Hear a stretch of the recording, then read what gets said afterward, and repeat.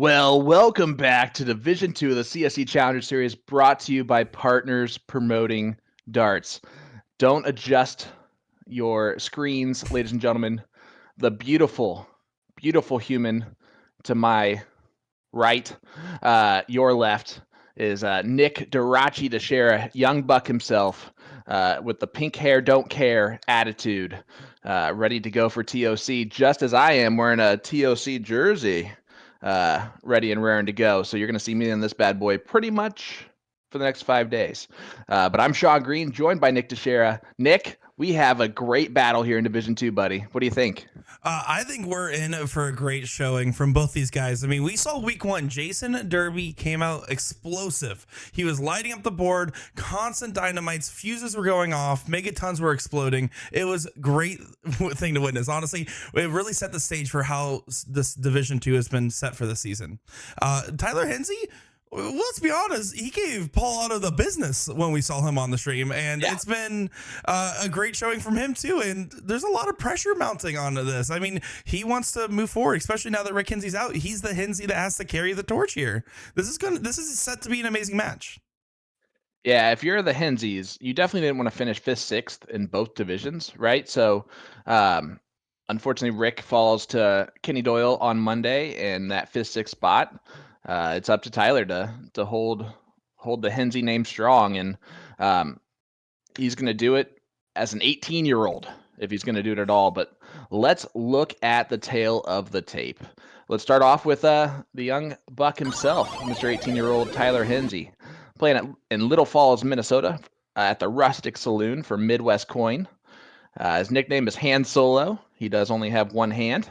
It is his right hand, so he couldn't be left-handed even if he wanted to. He's been playing for only 3 years, and that's gross because his current NPR is a 4.86. That is first in Division 2 of the CSC Challenger Series. His win percentage is a 62.2%. Guess what? That's first in Division 2 of the CSC Challenger Series. He's throwing those Phil Taylor Power 8 0 18-gram darts. Let's go over some more stats. He has 41 9 marks with 3 white horses. That's first in Division 2 of the CSC Challenger Series. He has 144 7 marks. That's first in Division 2 of the CSC Challenger Series.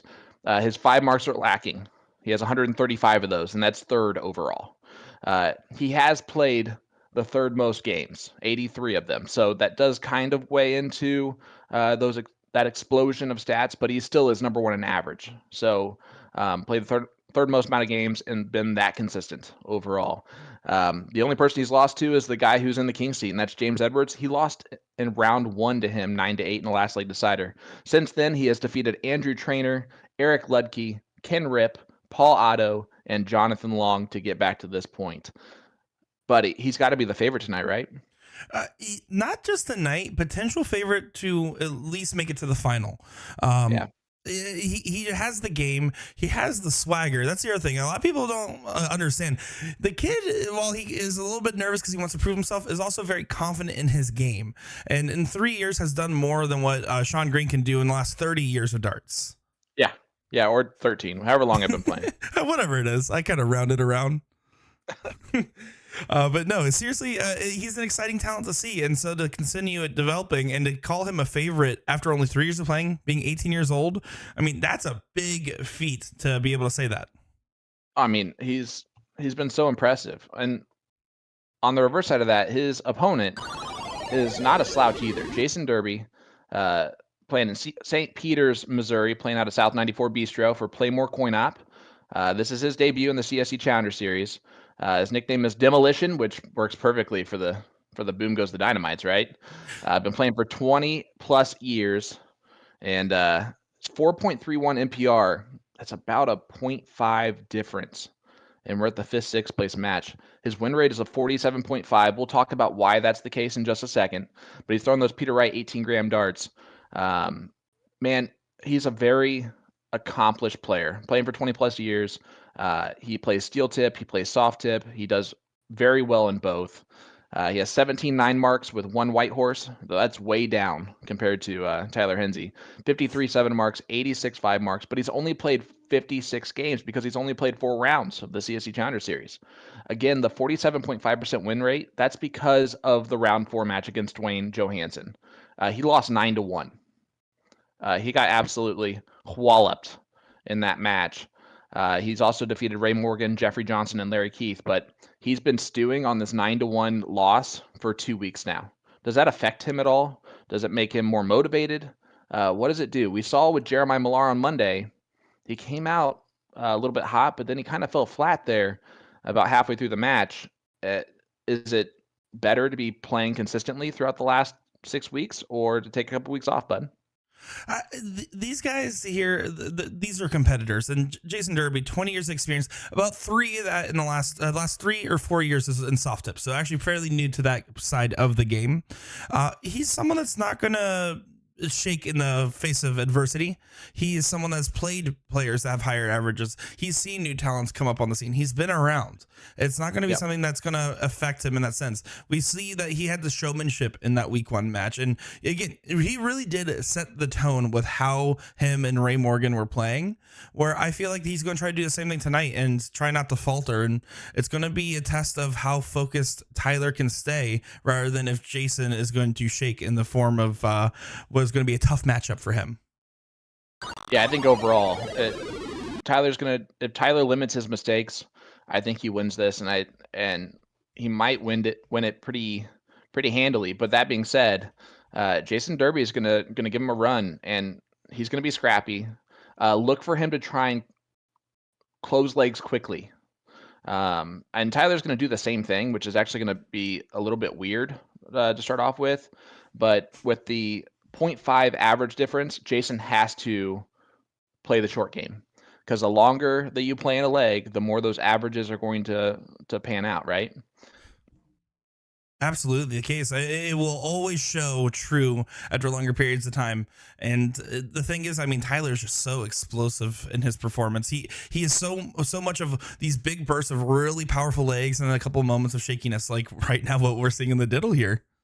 Yeah, Jason Derby's going to go first here in the first leg of the CSC Challenger Series, barring anything ridiculous happening.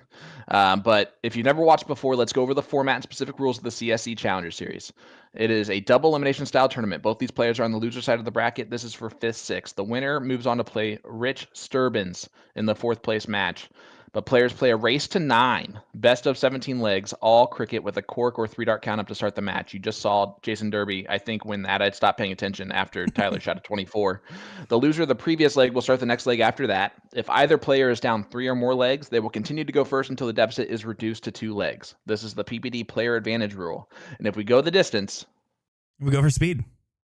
Ooh, that was better than Will's ever done. Players will cork for start in the last leg decider.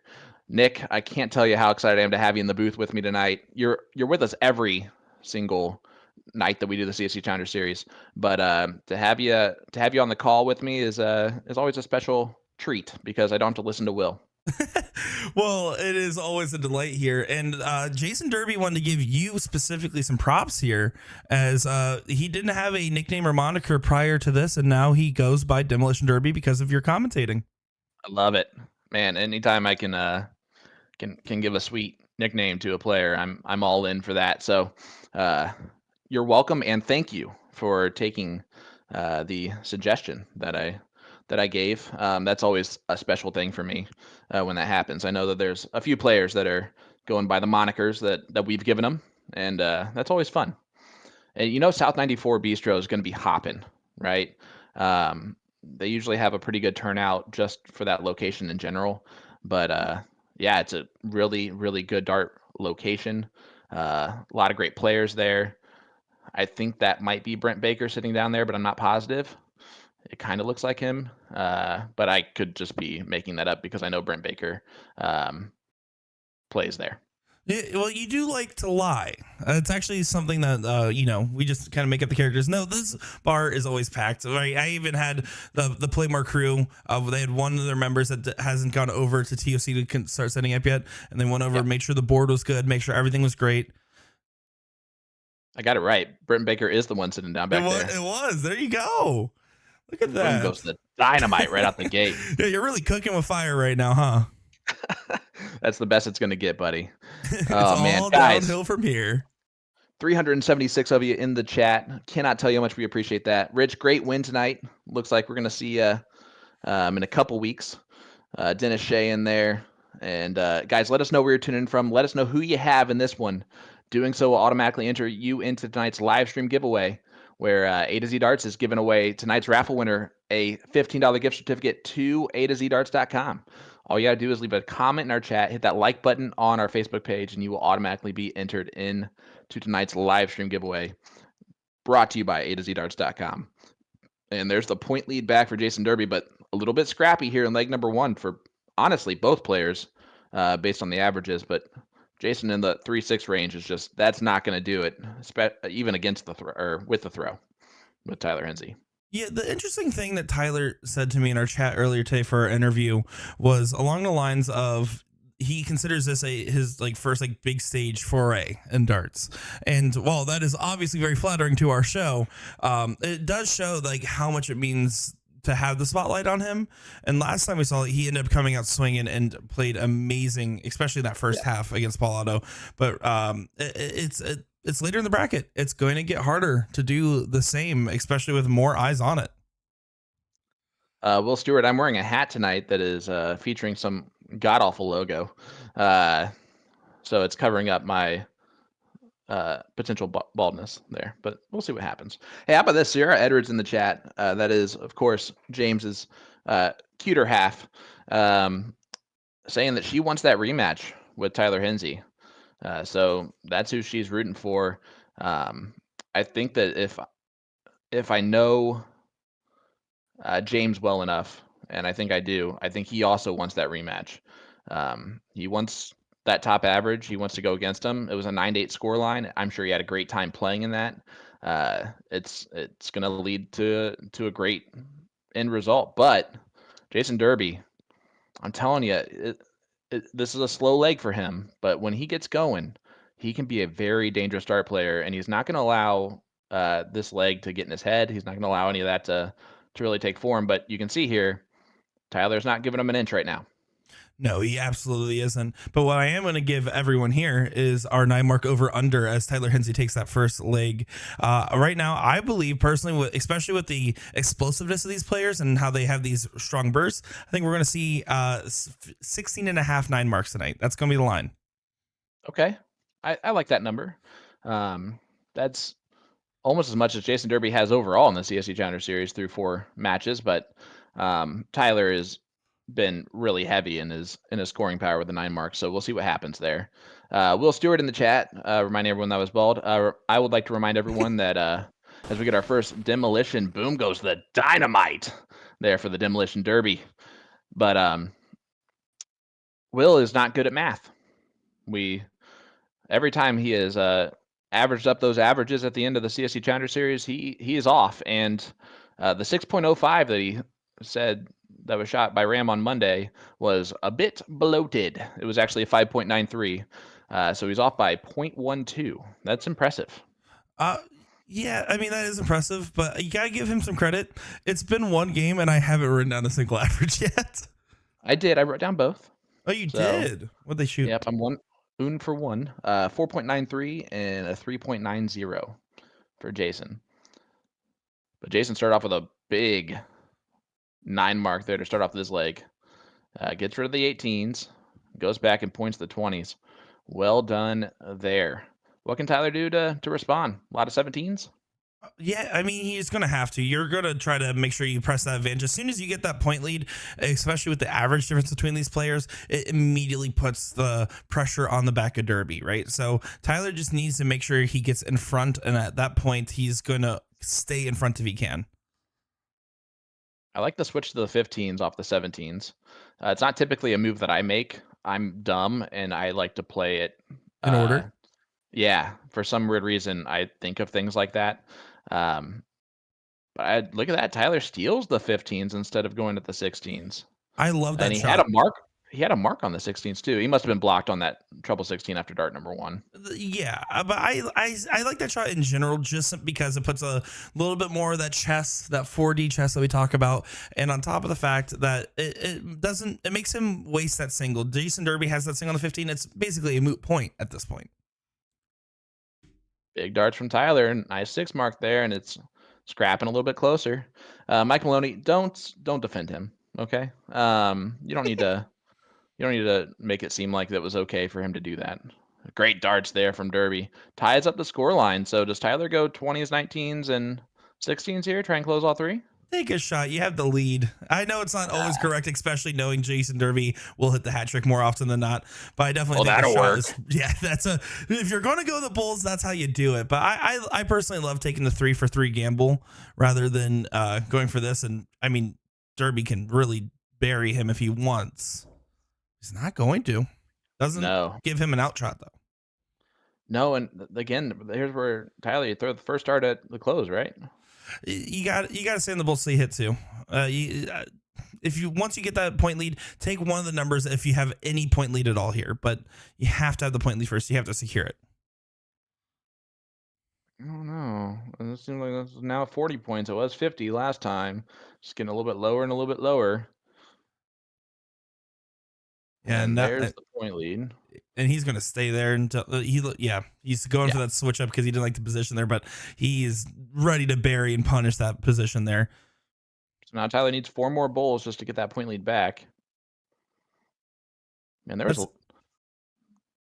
say it. There was a woman that like ran across the line there right before Tyler shot that round. Like she scurried. That was a scurry. Yeah, his fans get nervous. Oh, I love the comment in here, by the way. Giveaway tonight could be a calculator autographed by Will. Great call, Troy. That's amazing. Then you just have a graffiti calculator. Oh, that's Patrick saying, yeah, on the bull in the last start. Yeah, yeah, exactly. That was a lax round from Tyler there. Tyler is someone that can normally dig deep and really get in there. And that was just not one of those rounds. Well, that was a 4.30 win for Jason Derby over the 3.44 from Tyler Henze. That's got to be one of the lower averages he's had in Division II this entire time, with his average being a 4.83 coming into tonight. Yeah, it's a little bit of a slow start for him here, but he's someone that's going to, again, come into the form once he really starts feeling it. Even that first leg he won didn't look like he was feeling it. So Derby, on the other hand, he's getting himself amped up and he's looking stronger so far. Well, it is 1-1 scoreline here with Jason Derby getting back in that one. And guys, A to Z Darts is featuring the Harrow's 50th anniversary. You can head on over to the website and see all the remastered classics from Harrow Darts as they celebrate 50 years of barrel manufacturing. Just click the Harrow's 50th Anniversary Edition banner on the webpage to browse remastered classic ranges such as the Boxer, Atlantis, V-Wing, the original, and Magnum. I'm pretty sure that my first steel tip darts that I actually had were the original Harrows. You can also take advantage of the Harrow's Imperial Diamond Sale, now 25% off until tomorrow, October 5th, over at A-Z Darts. This is your last chance for the Win More Asparia sale ending today, October 4th. That's like real soon, guys. But it is West Coast time, I'm going to guess, over in Sacramento. Click the banners on their homepage over at A-Zdarts.com. And again, leaving a comment in our chat will automatically enter you into tonight's live stream giveaway from A-Zdarts.com. Tonight's raffle winner will receive a $15 gift certificate to A-Zdarts.com. So leave a comment in our chat, hit that like button on our Facebook page to enter yourself in. Tyler Henze. Ooh. He wanted a piece of that pie and took a great stab there. And again, once he gets that point lead, once he's out in front here, it puts so much pressure on Derby to perform. That looks in. I wonder if, he's gonna wave it there. No. Oh, it definitely was in. Why didn't he? I'm not sure. I know when it's that last start that you realize something like that happens, it's very easy to just kind of almost say, I would rather keep the momentum of the match going. But that dart in particular seemed like a pretty crucial one. I would have taken the time to pause and take the picture of it there. Mike says, I fought bulls versus 20s against a Henze before. It's not a bright move. Cassie Curry says, giveaway needs to be signed Hey Dudes from Mike Maloney. Well, you don't want to make them worse by having them sign them. You know, you guys keep talking about these Hey Dudes. I'm going to have to reconsider my approach on these shoes here. No, listen, how do I say this nicely? Your hair, we don't need you We don't need you to represent Hey Dudes. What if No, I I'm got like kidding. pink Hey Dudes or something to like match? Ooh, that would be adorable, man. You got tomorrow to get them. All right, cool. I'm gonna get Now on it I'm right. in. Actually, not even tomorrow. My plane leaves in like 7 hours. Look at this. Scuba Steve giving us a new term for the week, a Youper for the week. Working up in Marquette, Michigan. I'm going to guess that is that Upper Peninsula? Dominic DeShare says, my jersey is worthless after you signed it. Well, it also does not look like a normal signature of anyone. It looks like a child signed it, which kind of was the purpose. But you're welcome, Dom. Don't leave your jerseys in the booth at TOC. Won't happen. That's fair. Well, that was Do I get because to he see Dom? really, yeah, he will be there. He's gonna be Oh, playing out there and excited to come hang out with us again and give us wake up calls in the morning for Brecky. let's go. And then Tyler Henze takes it there. 5.09. So there's the first above a 5.0 average. 4.43 from Jason Derby. So the average is starting to rise a little bit for both players. Jason has gotten better every single leg so far. But yeah, Braden, definitely we can call Nick Skittles. That's fine. Although there's not a pink Skittle, so that doesn't really work out that way. Cotton candy also works because I'm sweet and fluffy.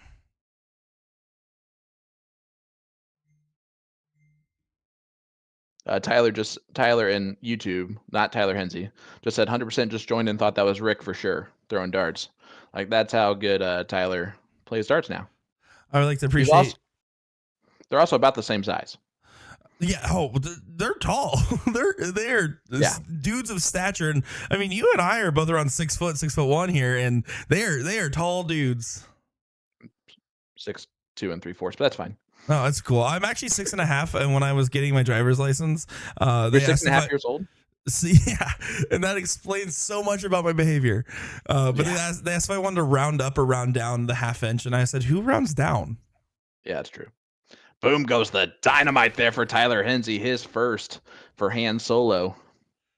I do want to shout out everybody that just sent me DMs that Hey Dude sells pink shoes. I appreciated everyone. That's amazing. Yeah, Heather, you are correct. I'm pretty sure that the Henzes will be at TOC, and Tyler should be there. You guys are gonna have to get that autograph soon. 18 years old and just a special player. How about the CSI brackets coming out, bud? We're gonna talk more about that in our pre-games and all that we're gonna be doing. Our pre-shows, not pre-games. Our pre-shows. Those are two different things. One and the same for me. The ones that we're actually recording, not the ones that we're not recording. But yeah, Cara in there saying 6'7". Rick is 6'5". So Tyler's gotten him by a couple inches now. But yeah, it's gonna be fun. There's some juicy second round match between Leonard Gates, Mike Maloney potentially in that CSI. Oh, that'll be a nice little preview of our King Seat match coming on October 16th here. There you go. And what a great birthday gift for me. The day before I turn 30 something, we get the King Seat match of Mike Maloney versus Leonard Gates. I feel spoiled. You know what's funny though? So every time I've done an interview with Rick Henze, Tyler's always been in the background. I got a chance to talk to him, and now it's the opposite. Rick's in the backgrounds. And earlier today, they found out I was going to the Plover Tournament in Wisconsin as my first like solo streamed event. And Rick says, "Hey, are you able to play in the Pro-Am?" And I was like, "I'm flattered. You don't want that?" And no, I can't. And then he's like, a couple of minutes later, he's like, when I was talking to him in the interview, he's like, "Never mind. Found out Tyler could play." I was like, "Yeah, that's an upgrade." For sure it is. Yeah, for sure. How about that? Scuba Steve says, I used Will Stewart's tape measure for measuring my height, and I am 4 feet 22 inches tall. So that means you're 5'10". Good math. Good math. That's awesome. Maya Berger says, yeah, but you have to deal with Baggish. You know what? Listen, a lot of people are going to say, it is what it is. Yeah, he's real annoying. I'm not looking forward to it. It's going to be like, babysitting the whole time. No, I cannot wait to work with Danny Baggish, to have a really good color commentary commentator that's been there, that's done a lot of great things in darts. He's going to be a very valuable member to our team for TOC for sure. How about Ram in the chat, buddy, dude? Monday night, absolutely killed it, my friend. I will eat my words all day on that one. Will was right on his predictions for I was once in also his right. life, and Nick just piggybacked off of that. But Ram, man, you are in fuego. I should have known better. I'll know better for the next match. That's for sure. Well, I mean, we talked about it. If there's a player that earns like a superlative award, it would be him for most improved across these CSC seasons. His game has just Which risen exponentially in response. which is really crazy because he was good the first season. How about a 5.65 from Tyler Henze right there to break the throw once again? 3.67 from Jason Derby. So Tyler takes a 3-1 lead early on in this one. And if you're Jason and you just got whooped 9-1 in your last match a couple weeks ago, does that creep into your mind at all with how well Tyler's shooting right now and just not being able to kind of rise to that 5+ average that he's shooting? Or does it not even matter? Are you not thinking about it at all? The goal is to not think about anything at all. That's actually how I approach commentary as well. That's what That these makes players need to be doing. Thank you. that makes so much sense. No, that's what these players need to do. They need to make sure there's nothing going on. The best starts played is when you're just thinking about nothing but kicking puppies and drinking water, or whatever people think about. I don't. I think that's just me. Puppy? Oh, Oh I was my just saying it was gosh. just an example of things that Jason or anybody could be thinking. Guys, Nick's gonna need a roommate for TOC because he has been kicked out of my room for the puppy comment. Don't Don't worry, worry, my guys. I took puppy named advantage of it. Goose is doing great, by the way. Unrelated. But no, that's exactly what you need to do. You need to have clear mind. You're not even really thinking about the game other than just before you get up to the board deciding what you're gonna shoot. Otherwise, this is the chat is now catching up to what I just said. Yeah. Yeah, you just made a whole bunch of enemies there. Almost 500 enemies, I'm pretty sure. The reason I talk about kicking puppies and darts, this is actually there's a real reason here. Is in remote play, it's one of the factors is it's kind of hard to sometimes keep yourself engaged, especially when you're not in the CSC and you're just playing a remote all-star triples and you're the only team left in the bar. It's hard to keep up those energy levels of playing like you are in person. So I used to always pretend that my opponent would kick puppies to motivate myself to try to beat them. So sorry to literally half the PPD that I've played in tournaments because I thought that about you at some point. What, kicking puppies? About them kicking puppies as Oh. motivation. I don't want them to kick Oh, puppies. I get what you're saying. So you Yeah. use it as motivation for yourself. Jason called you a psychopath, which I think is perfect. Danielle said, "Oh my," with an exclamation point. We all know what that means. Yeah, you're just the most unpopular pink-haired person that I know right now. Well, how many people is on that list? At least 2. Garrett says he's not buying it, and Garrett's like the nicest human being in the world. Did you see like he was noticed at a tournament like praying for someone, and yet he is against you? Like that's how much you have uh, really just bit the bullet there. But it's okay. I mean, he's just jealous that I was going on walks in Wisconsin. We got Cheyenne, Wyoming in the chat for Scotty Johnson. Tim Goodwin says, "Love Derby, but T. Henze is on a mission lately." Yeah, you're not wrong there. Mike Crowbar says, "I'm stomping on your big toe." So that's the worst one to get stomped on. You know, that's what I've heard. Least preferable Jason, toe. is Jason gonna move? Yeah, and there's that quick play, right? You get the point lead, you close the number. You get the point lead, you close the number. So look for Jason to continue to have to take his shots there He's gonna have to dig whenever he deep. gets that opportunity. Well, Sean, let me ask you this. I know the general adage is if you're the lower average player, you want to shorten the legs, right? You want to make sure it's nice, short, try to keep it going so that way you can beat them before the average law of averages comes into play. That being said, is there any other when you've gone against opponents with higher average? Is there anything else that's running through your mind of how to refocus and kind of change the mentality or the state of the game?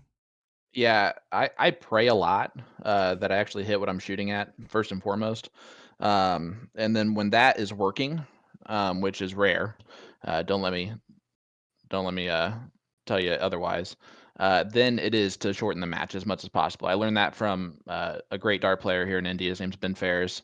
I played him in a singles match, and we talked afterwards. And he said one of the things that you did not do very well is when you got up quickly, you did not close those numbers, and you kind of just let me stay in it and keep hammering, and I'm going to eventually out average you.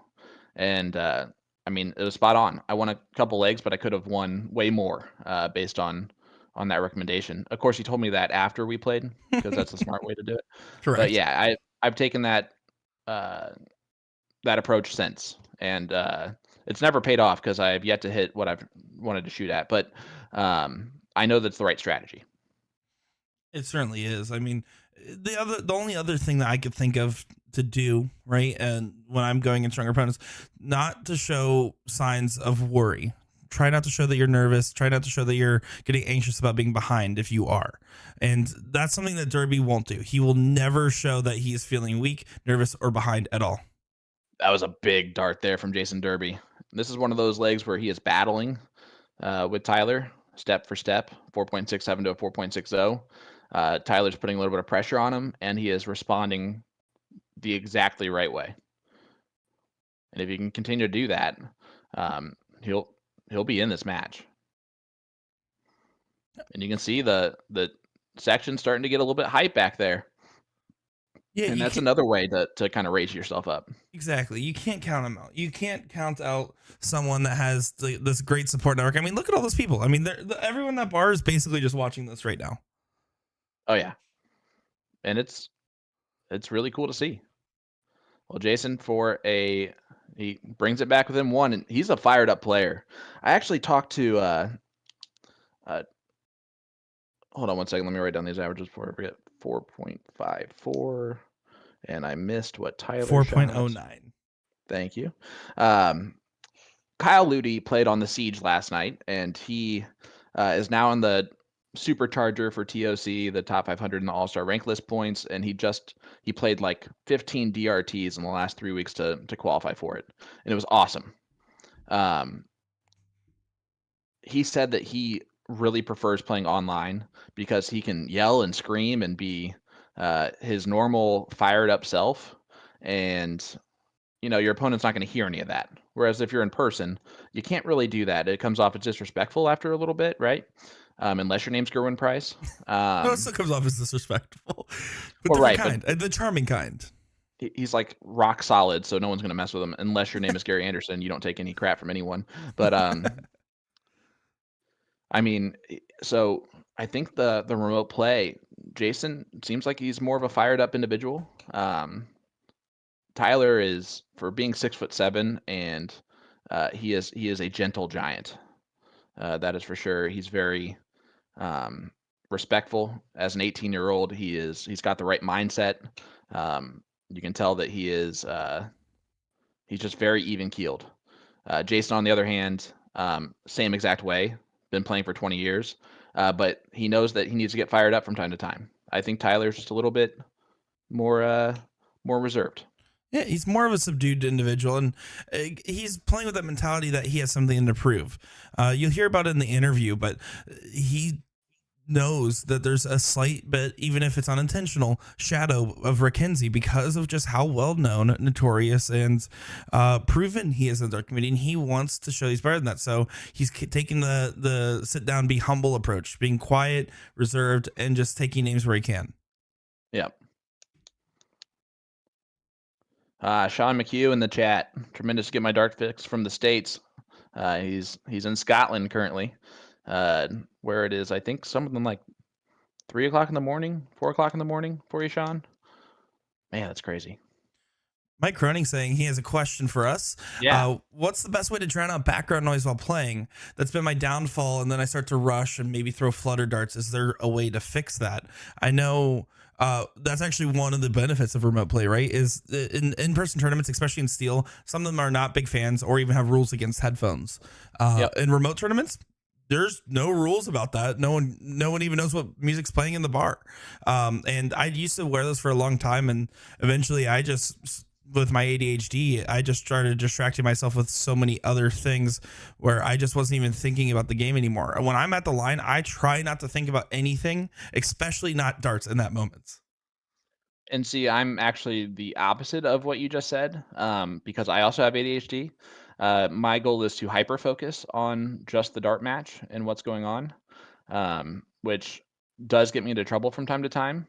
But analyzing every shot, analyzing every move, kind of like I do as a commentator, I do that when I play. And so, listen, my mind is distracting myself enough to where I'm not even worried about any outside distractions going on. And then when you're playing in a big tournament, I don't even see anything around me, unless someone is yelling constantly for no reason, like every time. Yeah, exactly. At the end of the day, when you're at the hockey, it's you and the board, and there's never going to be anything else than that. You're going to be the baddest player throwing in that moment in that match, unless someone randomly is also throwing at the same board as you, and if so, that's weird. So you just got to stay focused and kind of just keep your eye on the prize. There, I look at the board. I'm looking not even at the target. I'm looking behind the target, and I'm just trying to reach my arm out to there, and that's all I'm really thinking about. It's either that and definitely not kicking puppies.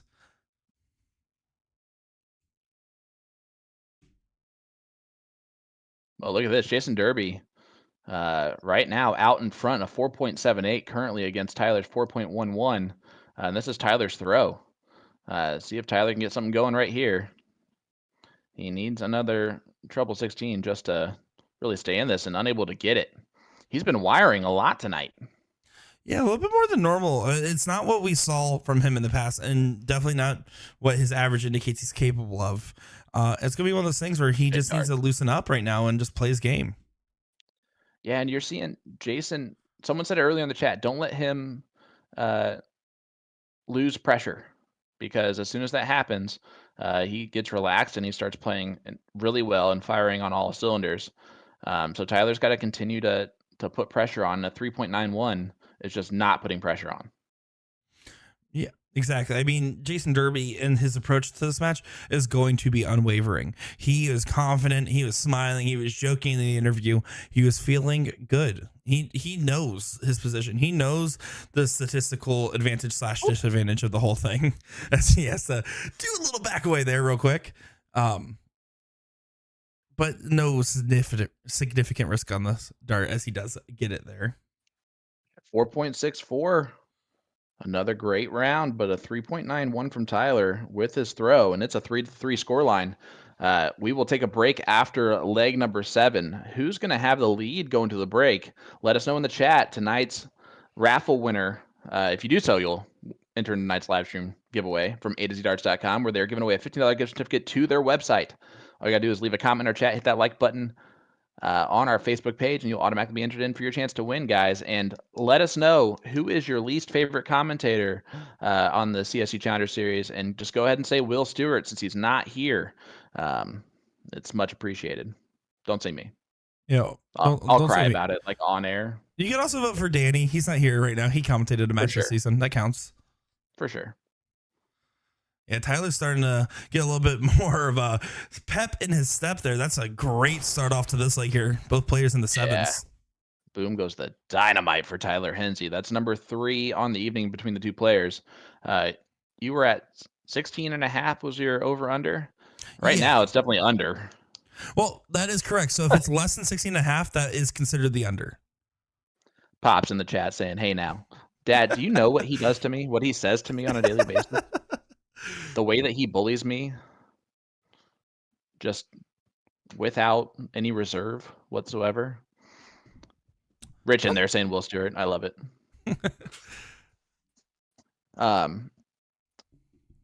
There are players talking about the sober darts in there, and there's definitely a point to that, right?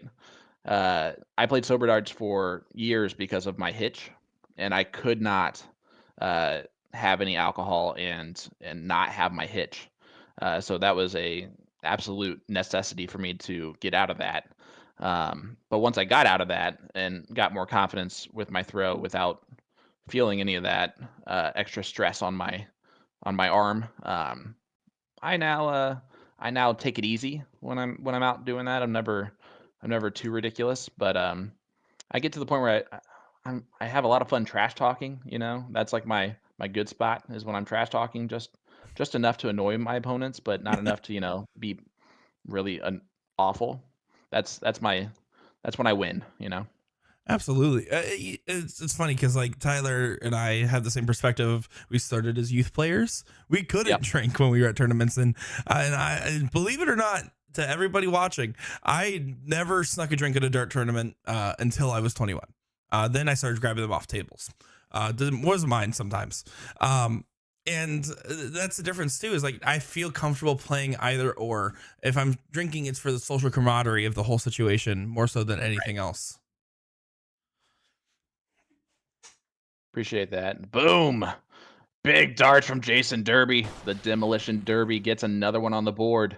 And talk about a moment there. He's throwing a 6.33 in this leg. Tyler Henze, a 5.33 starting, and those 16s have let him down so far.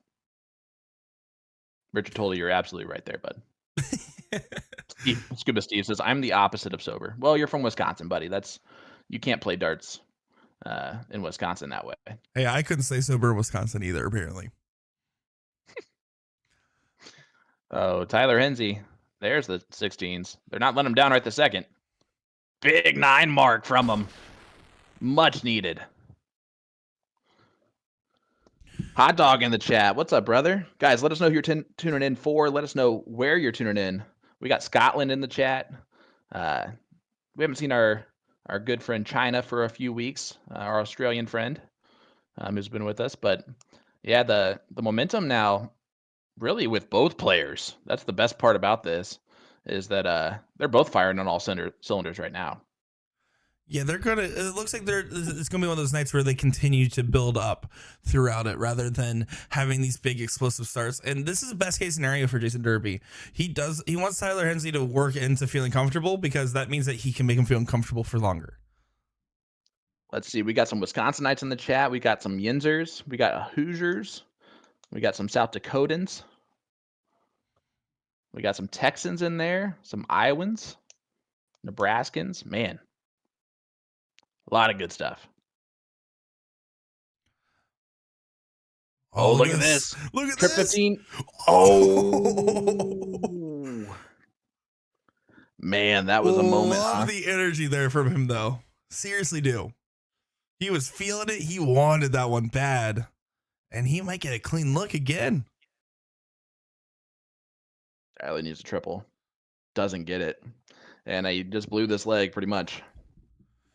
Yeah, huge moment here for Derby. And after giving himself the opportunity, now handing it back over. Oh. Okay. It's one more dart. Oh, he didn't go for it. I don't agree with that at all. Not in the slightest. No. You can see, and he kind of immediately regretted that decision there. Had to shake that one off. And you're going to see it's going to affect right now. Yeah, Tyler jumped on it a little bit. Still, now it's 3 bowls needed to take a shot. We got, of course, Mr. Jim Turntine, who I'm excited to see the next couple of days. It's been a year, Jim. I'm so excited to see you at TOC. I'll be there Friday evening. Cannot wait. You get in tomorrow, right, Nick? Yeah, I will. My plane will land in 12 hours. So we're wrapping up this show, and I'm getting on the boat. Or, well, not a boat, a proverbial boat. Yeah. Tyler. This is pressure. Needs more. Well, now it's down to 2 bowls needed. This is, again, Jason Derby has to be, I know he's frustrated at the miss winning darts, but he has to love situations like this because it gives him so much opportunity. Not like that. Not like that, Jason.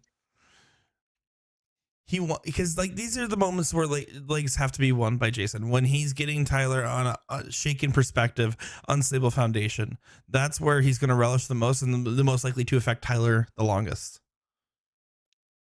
Yeah, Skylar, we're right there with you. I don't like this. I will always, no matter who my partner is, no matter what level they are, if you have a winning dart in your hand, you shoot the winning dart. That's my rule. It's always going to be my rule. If you have a winning dart, you shoot that winning dart. There's no reason to do anything else there. Johnny Lee in the chat. New York is still in the house. Of course you are, brother. And I get to see you in Kansas City in a few days. Another one of those. Oh.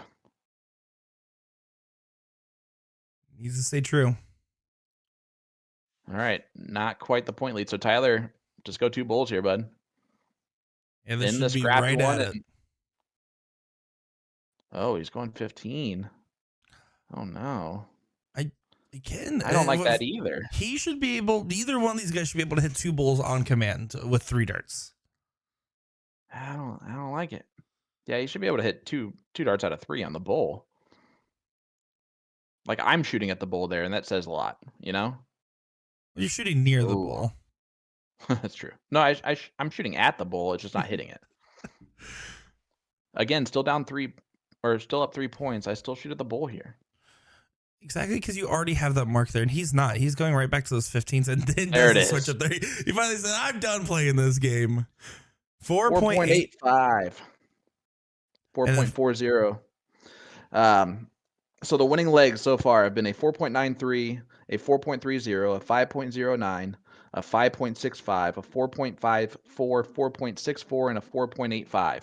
It takes a lot to win a leg here in Division II of the CSC Challenger Series. 4 to 3 score line in favor of Tyler Henze over Jason Derby. Buddy, is this how you thought it was going to be? I'm going to be honest. No, I thought Tyler was going to do the same thing he did against Paul Otto, coming out swinging in full force, and Jason Derby's doing pretty much, other than that little falter there at the end, has been doing everything he needs to do to keep Tyler on his toes and drag this out. And I'm excited to see how this one unfolds after our short little talk with the players here. Yeah, get to hear from the 18-year-old and the seasoned veteran in Jason Derby. And we'll be back right after the break. Don't go anywhere. Hit that like button, hit that share button. Sean Green, Nick Teixeira. We'll be right back. My name is Tyler Henze. I shoot out of the Rustic Saloon, and I play for Midwest Coin Concepts. Well, welcome back, Tyler Henze. We are excited to have you back again on the CSC Challenger Series, as last time we saw you, and the first time we got to really take a good deep dive, you had an amazing showing against Paul Otto. It was lighting up the board left and right, and Paul just, at the end of it, kind of gave you a clap and said, you know what, that was a good game. How did that performance in that match feel for you on your end? It felt great the whole time. I started off really strong, and he wasn't consistent all the way. And it's like about game after game, like 4 or 5, I started missing, and then he found his darts and he was shooting the 6s, and that's when I knew that I had to do something, because I knew he turned it on. So I have to be more consistent than him and hit my numbers, hit my closes. You definitely did, right? I mean, you put on a great showing, and it definitely has all eyes on the Henze family tree, right? Because you have a father, Rick Henze, that is inherently accomplished in the dart scene, and that has its intrinsic benefits for you as a player learning under his mantle. But that being said, do you ever feel like that amounts to a certain level of pressure as well? There is a little bit of pressure there, because I know how good he is. And when people see the last name Henze and they look at me, they're like, oh, he's going to be just as good as him. Or if not better, or he's going to do this better than him. And it's like, no, I'm still young yet. He's been playing for a lot longer than me. He knows a lot more about the game than I do. And no, there is a lot of pressure. Tonight, you face off against Jason Derby, and his week 1 performance lit up the board and really set the stage for how season 2 has been unfolding. What's going to be your plan to come out on top there? Just start off strong again, try to be consistent as possible, not get in my head, just have everybody there at the bar is going to be there, and just try to put on a good show, I guess. If you were to make the finals, you and your dad would be the first ever father-son duo to share the title of a CSC finalist. How does that make you feel? It honestly makes me feel great. It's so cool, because not even like 5 years ago, I barely knew what darts were. And then now I'm on the big stage throwing, and then me and my old man, we're going to have finalists on our names for the CSC, and that's pretty cool. And is there anything you want to say to your friends, fans, family, or anybody else watching along? Thank you to everybody that supports us. We all love you, and you're part of the reason why we play this game. You heard it here first. Tyler Henze taking on Jason Demolition Derby here. Mr. Han Solo, we wish you nothing but the best of luck in your match. I'm Tyler Henze, and you're watching the CSC Challenger Series.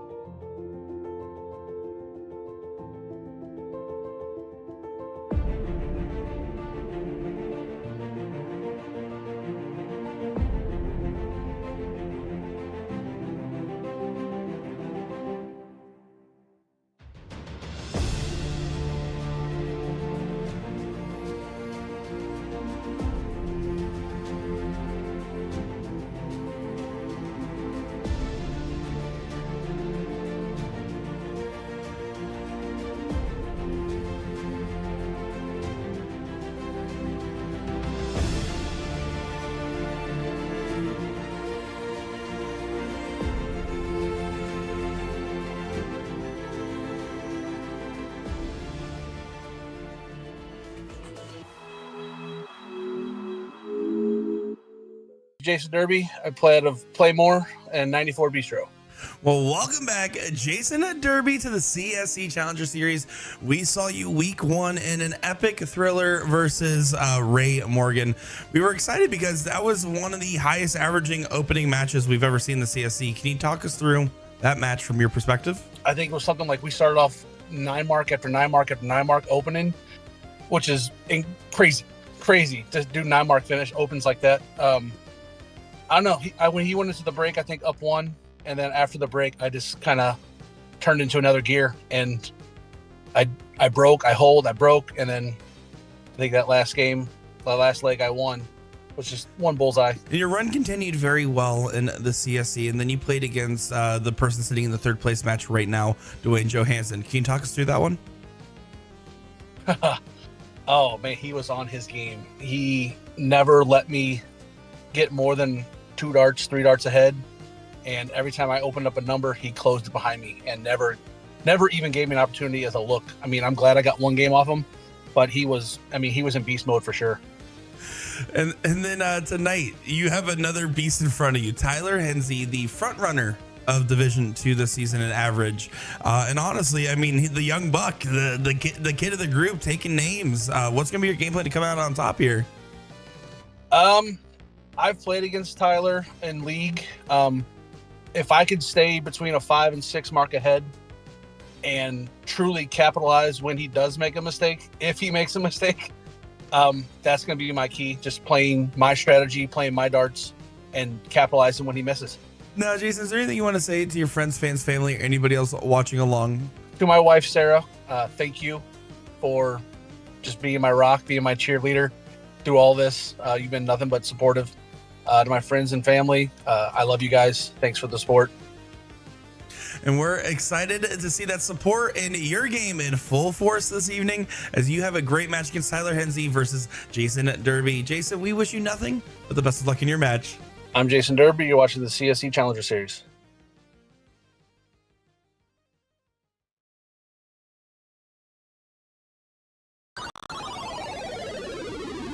Well, welcome back, everybody. Nick DeSherry here, joined by Sean Green, and this has been a great match. But I do want to make one thing clear to everyone in chat.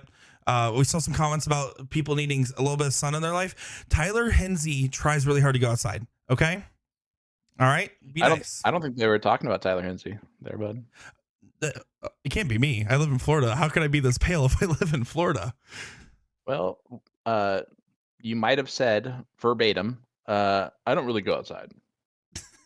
Unless it's softball. Anyways, we are back, and this is a great match here, Sean. I mean, we were talking about the surprises of the whole thing here. How do you feel like it's going for these guys? Like, what are they thinking?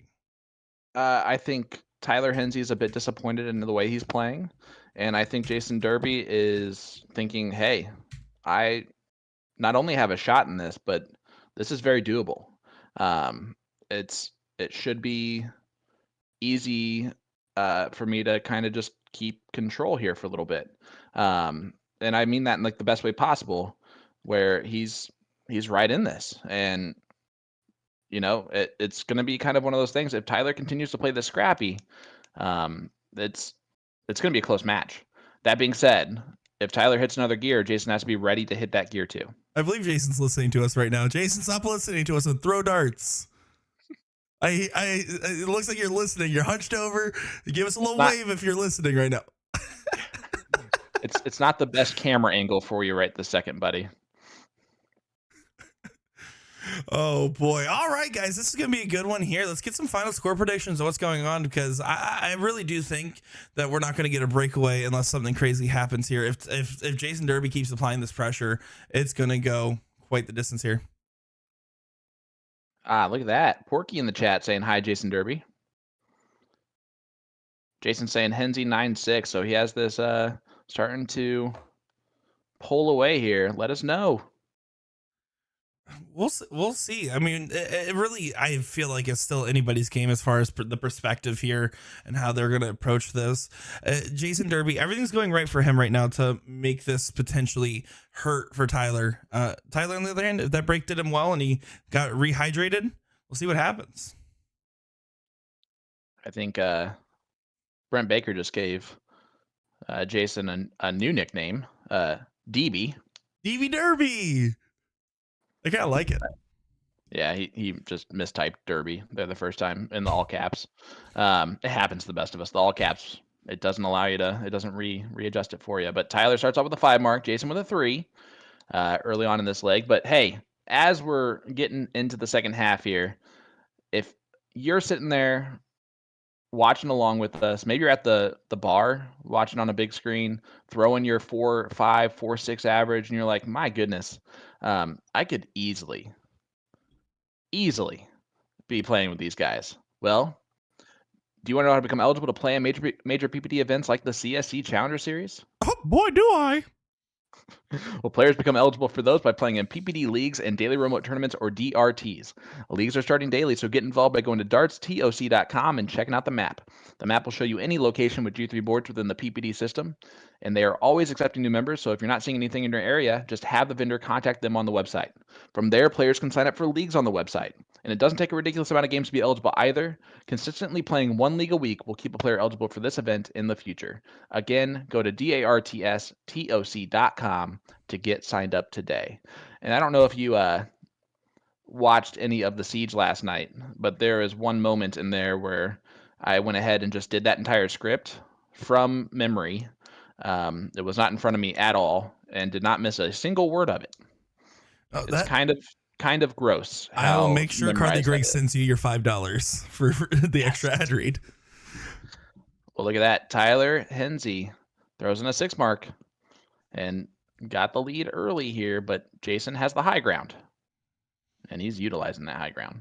Actually, Tyler is taller, so I don't know about the high ground. Well, high ground for the darts. That's fair. 20s versus 19s. Very minimum to get the scoreline basically evened up here, but Tyler's still in position. And look at that immediate switch. You can tell he's feeling a little bit comfortable with his 20s right now. Yeah, and you saw there, he trying to close it. Dennis Shea says, I was there for that, Sean. See, he heard me. Dennis always supports, always following along. Can't tell you how much we appreciate that. Now, I do have a question for you. I feel like, Sean, you're one of the best equipped to answer this question. Oh, boy. You see players like Tyler Henze come out of... Oh, I'll just let him finish doing that. Boom goes the dynamite there. That's a white horse there for Tyler Henze. Yeah, my Mickey Mouse is better than your horse impression. We're just going to... Fair. Anyways, we see players like Tyler Henze come out, and they come into the scene because they have a parent that plays, myself included with that, and amongst many others. What's going to be the key for players that are like the next generation of kids? You run a middle school dart club. How do you get more youth into sport that isn't just directly through a parent that already plays the sport? Honestly, what I have found is that if you just open up the avenue to just show kids what darts can be, how much fun darts can be, that there is a big overseas audience and crowd, and we have a pro tour in North America, and you just are passionate about the game. It ends up, man, I can't tell you how many kids are just chomping at the bit to get involved in dart club. I get asked every day on a daily basis, multiple times a day, hey, can I throw a dart? Hey, can I throw a dart? And I would say, nope, you have to sign a safety agreement and join the WMS Dart Club in order for that to happen. Now, what India is doing that's really great right now is Tyler throws a 5.38. Came out on fire to the 3.38 from Jason. So Tyler now up 5-3 here. What India is doing that's wonderful right now is they have a lot of youth leagues on Sundays. And they have age ranges set up, and they get, 20, 30, 40 kids that join these leagues and that play in these tournaments. And it's not anything that I'm doing. It's all done by the great vendors that we have in our area. But if you have a location in your town, in your city that has dartboards and allows kids, such as like the Rustic Saloon does for Tyler Henze, man, get a youth league going. Have your kids that play darts invite their friends. Teach them to play the right way. That's huge. It's a huge part of it is you got to teach them the right way. You got to you really got to do you got to put in the work to get them excited about it because they don't know about it. And just like any other sport that you're getting kids involved in, the more they know about it, the more they know how good they can be at it. The more kids that are going to get involved. And the best part about it is that the best part about darts, right? You have a 6'7", 18-year-old right now taking on. I don't know how tall Jason Derby is, but I'm gonna guess he's not 6'7", and he's not 18 years old. That's for sure. And I mean, either player could win this, right? Like, in what other sport can you have like this big of an age difference and height difference and you're still even at that line? Gender doesn't matter in this sport. That's been proven by Fallon Sherrick over and over again, and Bo Greaves. I mean, height doesn't matter. Phil Taylor's one of the shortest dart players, greatest dart player of all time. Your muscle mass doesn't matter. Nothing. I mean, shoot, if that mattered, I wouldn't be anywhere close to as good at darts as I am. But it's the best sport for that, for anyone. Darts has always been non-discretionary. It does not matter where you come from, your background, who you are, what you do. Anybody can be anybody at any given moment. You could pick up darts for the first time and just figure it out and just throw, and you might just start hitting the board. You've seen it from the local bar guy decides to pick it up, and all of a sudden they're like, oh, I'm actually not bad at this, and then they kept playing, right? And that's the same thing too, was breaking the stigma of drinking and darts, knowing that one must be related to the other when there doesn't have to be that. I think it's going to be a big key moving forward as well for getting that next generation of darting talent. And you have overseas, the JDC is doing a fantastic job with their academies and all that to really get kids involved. And that's why you have the likes of Luke Littler doing what he's doing at the age of 16. I mean, it's just insane, right? And Adam, you're naming quite a few sports there, but golf, definitely, you have to have physical fitness and stuff like that to be able to play that, especially at the level that those guys do. While size doesn't really take that much into effect, you have to have money. Let's be honest. I'm really good at golf. I'm much better at golf than I am at any other sport, and I don't have money.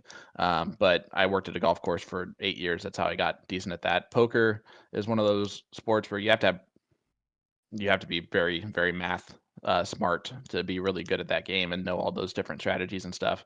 Bags is bags, whatever. Ping pong, do you know how skilled those guys are and how fast and quick they are? They train harder than most people do. Yeah, I mean, there's a lot of things, but I get what you're saying. Yeah, definitely a merit there. This one's kind of unfolding in an interesting manner, although Tyler trying to get his way back in there with a bada bing, bada boom goes the dynamite. Tyler Henze. I love it. I'm not even going to say anything weird about it. I should, but I'm not going to. Well, great respect's great, but that's the answer. That's the answer from Derby. That's the great respecting great right there. Jason Derby responding with a 7 mark just to close everything down and make Tyler realize that 9 mark isn't going to put any pressure on. I don't know if I agree with the order Tyler's shooting this here, simply just because I think popping that single 19, it's a guaranteed close. Then you only have to hit a 6 mark after that. And I say only a 6 mark, but he's averaging almost a 5 in the entirety of the CSC. I think taking that look and having a 4-3 bull race is better than almost mathematically being eliminated. I agree with what you're saying there. However, the only thing I will say to disagree with that is that's how Tyler played it the last time he was in this position. So I wouldn't expect anything else out of him this time.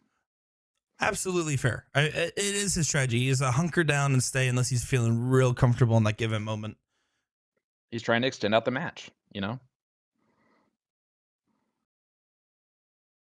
Oh, closes the bull first. But now he's putting a little pressure on himself to hit 4 marks here. And he's going to need more than that. Needs another one of those. Doesn't get it. So here's the chance. This is if Tyler takes this defines the tone for the rest of the match. There's no way to look about it. Oh man. And he's going about it the hard way too. You even take the easy one first. Why did he waste the last dart? He just did a double back at straight. I don't think he intended to. Oh man. Looks like it probably don't tell me it ends up mattering. Oh. It does matter. If he hit 2 single 15s there, he doesn't have the point lead. You have to close the 19s on that third dart. Listen, he might hit a trip 15 instead, right? Yeah. But if you need 2 marks on one number to get the point, yeah, he just did like a motion there. I mean, yeah, if you're Tyler, you gotta stay focused and get rid of that 19 on dart 3 and not freak out at the miss on the 15s. And that's the 18-year-old coming out, right? That's the inexperience showing.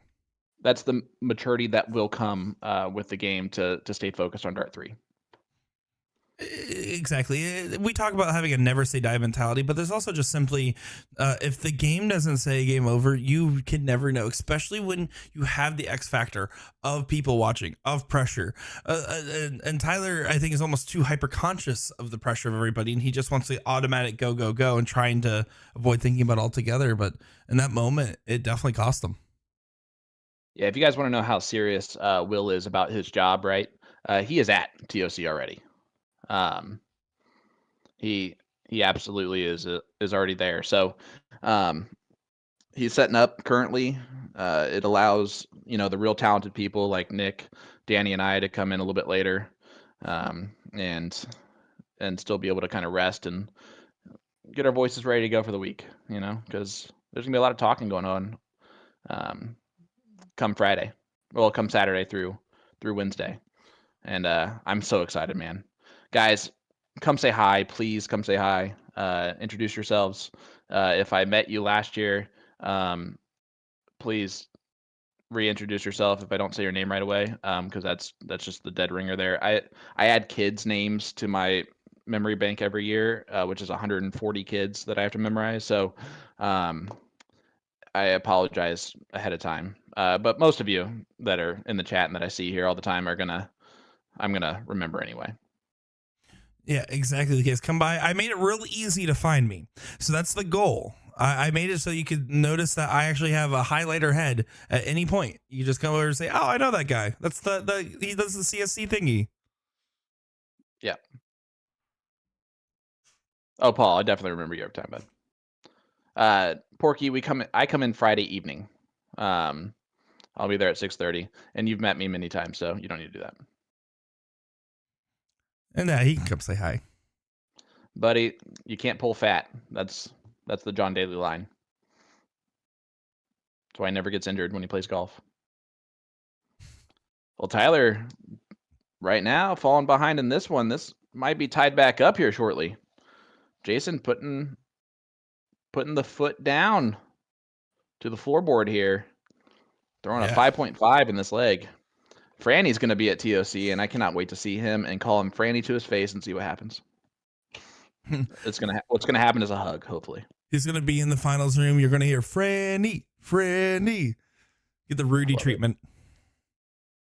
All right, Jason, 3 bowls needed. Well, 2 bowls needed. I lied. Otherwise, Tyler's going to get a shot at it. He doesn't need a shot at it. 5.25 from JD and 4.29 from Tyler Henze. And, buddy, we have a tie ball game, and I missed a whole leg of averages, just by the way. I got them, but I'm just putting them straight into the calculators. So okay. Couldn't tell you. They were both. There was a 4.25 and a 4.2 something. So they were both neck and neck in that previous leg. Okay. Tyler Henze there starting off swinging though, 7 marking.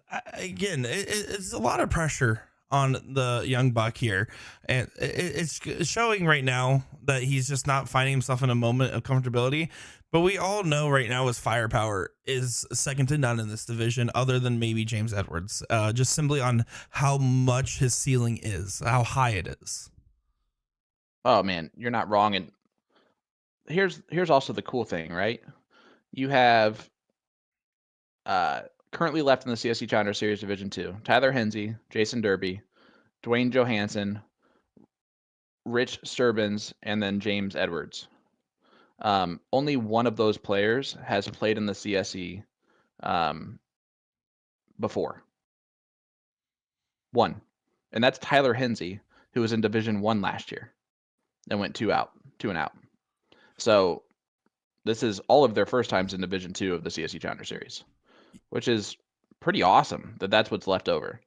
It shows though, and I think, if I'm being honest here, Division 2 is going to be the hardest to repeat victory in, more so than Division 1, simply because Division 1, the average difference at the highest level is starting to get pretty huge of how big those averages are getting, where you could potentially go back to back. But with Division 2, a lot of times if you're winning it, you're getting relegated up half the time. No, you're not wrong there. You do also have examples like Brett Hollanday, right?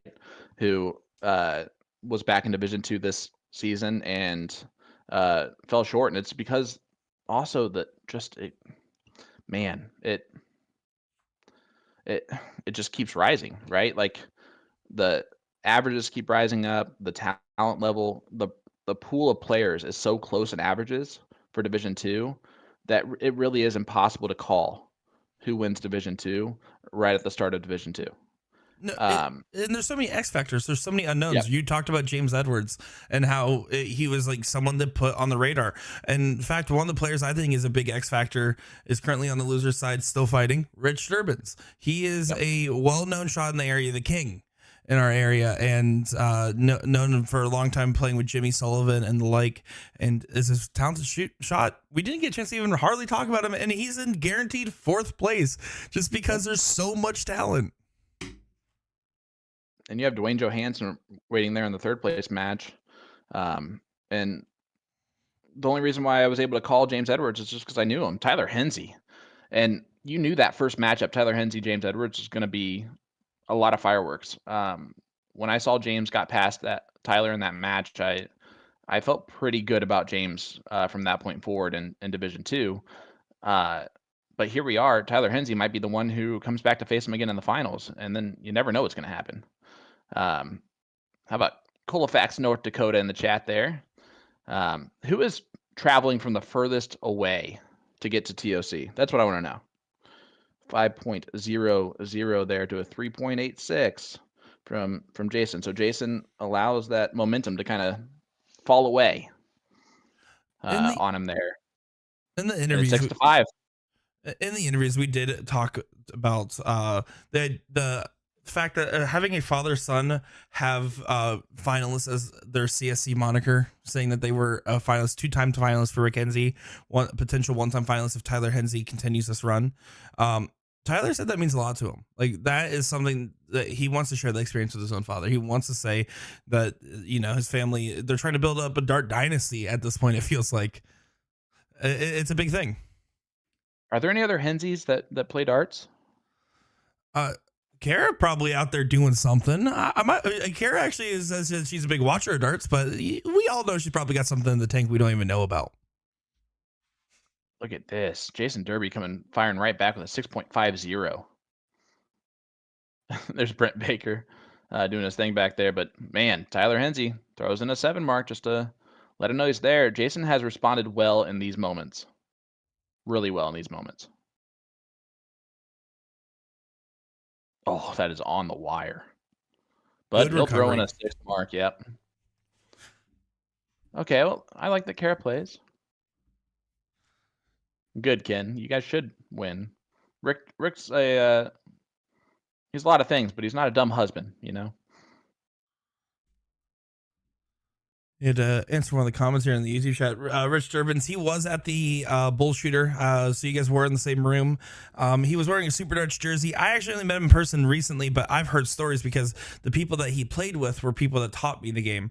But he took a few years out and is now just getting back into the mix. I watched him at that bull shooter shoot a 53 point per dart in split bull 01 and lose. And I was very much impressed. And that was immediately when I was like, yep, all right, you're a real deal. There you go. Well, there you go. We got does it say a 13-hour drive from Scuba? Arizona. How far of a drive is that from Arizona to Kansas City? That's at least an hour. Thanks, buddy. You're welcome. Anytime. That's actually a very true statement, but it's definitely gonna be over that. That's not gonna help me at all. Tyler got. My goodness. Well, look at this. Tyler closed the bowls early here. Still has 16s to look at. He can make this interesting with a lot of those. I like it. Okay.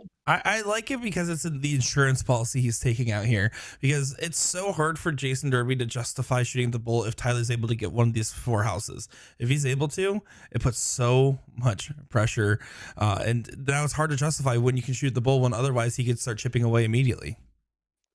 And now here, Tyler has to, if he gets the point lead in the first 2 darts, there it is. He's got to Let's grab close at one. least one of those other numbers. Yep. Take 1 dart at. He stayed at. He does hit a 7, and the 7 mark on points is never going to seem bad. But you're right. He's guaranteeing that he will not have a shot the next go around, and Jason can respond much the same. Ooh, Jason 1 point back. Takes a shot there. Man, it'd be so tempting to try and close the 20s, 19s, and 18s right there. But Tyler is consistently consistent. He's going to point. If he's given the opportunity to close or point, he's going to point. Rick Henze has a really interesting point here. Insider info. He closed the bulls because he was not paying attention. Wow. That's actually a very interesting point there. But again, it kind of shows a little bit of the pressure here, because that's the type of mental error where it's simply just you're too hyper focused on trying to get through each round. My favorite thing about Rick Henze is that he just did not have to say that. Like, he did not have to let everybody know that Tyler wasn't paying attention when he shot that. And he did anyway, which is wonderful. Yeah, I wish I could close the bulls not paying attention too. Look at this. Double bull. Oh, he went for it. I like it. But now Tyler does still have those bulls to point. Great setup to leave the bulls to point.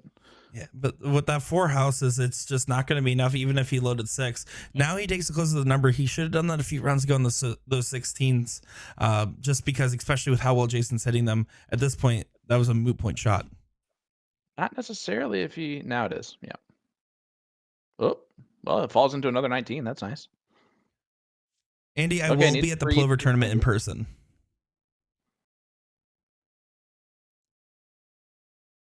He's another. One more bowl to get the point lead back. He does that. So we're doing a little dance. Doing a little bit of a salsa here for these guys, but they're running out of chips. Found the guac. 5.25 to a 5.18. And I just have to ignore the comments and move on. Because, you know, necessary. 6-6 scoreline, buddy. They're right there. I mean, and Jason Derby has been very impressive on responding. When Tyler wins a big leg, Jason Derby is responding.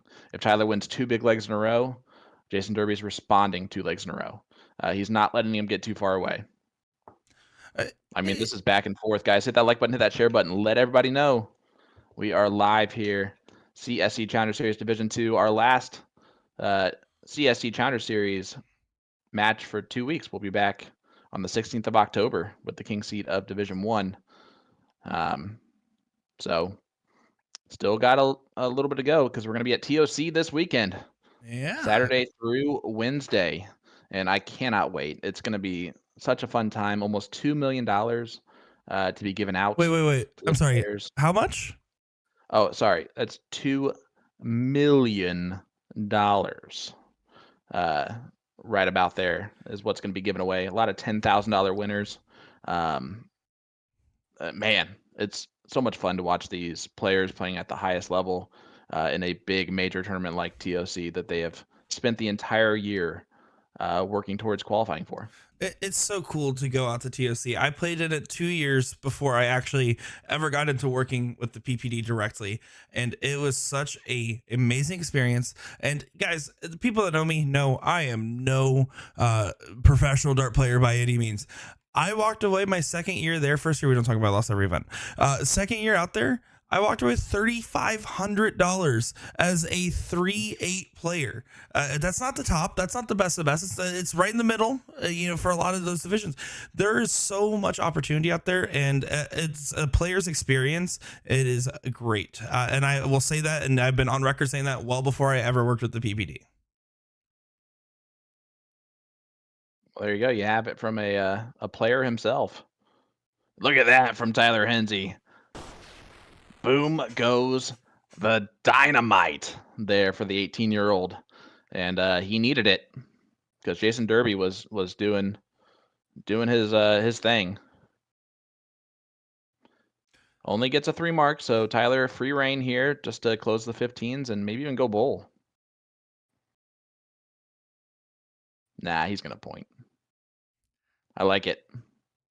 That's an amazing shot. 120 point difference, basically mathematically eliminating Derby here as long as Tyler continues to stay true. Good form there. And that's one of those moments where his pointing nature guarantees a leg rather than opportunities before where we saw he could have taken slightly more aggressive approaches. Everybody in the chat that's saying, like, got to get my averages up, or if I practice for 1,000 years, I wouldn't be as good as these guys. It doesn't matter to go to TOC. You can be a lower level player, end up in that supercharger, walk away with $2,000 plus. I mean, I've never seen so many players at a tournament walk away with over $1,000 in their pocket. It's so cool. At least $1,000. Jules Van Dongen won $24,000 last year. Guys, even my dad's won $1,000 out there. He's a 2-8. No offense, Dad. You talked about fantasy football earlier. He upset me. I'm 1-3. Well, you call it sports ball, so that doesn't really surprise me at all. I got to be honest with you, bud. That's fair. Also, drafting the Joe Burrow, Jamar Chase as my draft turned out to not be a very profitable decision this season. Typically. Yeah, I did not get that one. The score line is 7-6, Tyler Henze. So he is 2 legs away from victory. It is a race to 9. But Jason Derby, again, he responds right away to a big leg victory from Tyler Henze. Yeah, I mean, Tyler in that last league averaging a 5-0 even to Jason's 4-0, kept him nice and consistent there. And even the off leg was still pretty solid there. Sean, yes, they do have open divisions and they have levels as well. Those levels go sometimes 30 levels deep on top of the fact that there's open divisions. And those levels that you're put in, you're so tight with the averages to the people that are in that same level and they keep track of that stuff as well. So it's impressive how close the matches end up being, how much fun everyone can have there, no matter what level you end up in. And there's almost 200 dartboards in that room. It's crazy. Gator Hater, hey, sorry, buddy. I see you in there. My bad. Mr. Gator Hater, I answered your question earlier. I'll have you know. Great to have you in the chat as always. Well, boom goes the demolition derby for Jason Derby. That's the 9th 9 mark of the evening. These guys have been a little bit lower on the 9 mark averages, but they're throwing great still overall. They're just having their down legs, like the 3-2-5 here. There's just been a few legs that have been in the 3s, and honestly, that's the difference between Division 2 and Division 1. You're going to have that inconsistency from time to time. But you're still going to see some big numbers too. I hate to give Mike Maloney more credit than he deserves, but he did say a great point in his interview where we're talking about the difference between all these 5-6 plus players now versus some of these like 5-0 players and some of the like 4-8s even. The difference is the hot streak doesn't last for a few games. The players averaging 5-6 pluses are averaging that for matches. They're having hot streak matches. Right. Well, only a 3.0 there for Tyler Henze, but a 5.44 is what put that 3-0 kind of into fruition there. So we've got 9. And here we go. 7-7 scoreline. It is just a best 3 out of 5 here. Or sorry, 2 out of 3. No. You're doing this. You got it. Yeah, 2 out of 3. Yeah, Michael Henry. That it did used to be called the Pearl Vodka Tournament. That was actually the Yep. original name years ago. And fun fact, because it was sponsored by Pearl Vodka, that's why as a non 21-year-old player, I couldn't play in the finale. That's a true story. Well, I'm happy they got that changed so that now the likes of like a Tyler Henze and things like that can play in the finale. Exactly. Well, there's a soft open or a soft round there from Tyler. And Jason knows now's the time. This is where he talked in his interview that he's got to take advantage when and if Tyler misses. And Tyler just missed right there, and Jason takes advantage with a 6 mark.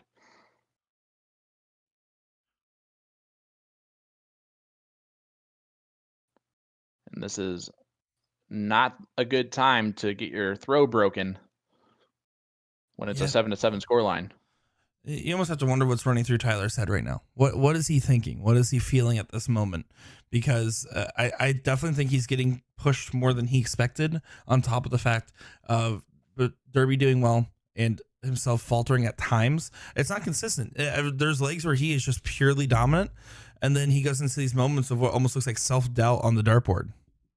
Yeah, but then he saves himself there with those 7 marks and 9 marks that he just has that scoring power that can turn a leg around real quick.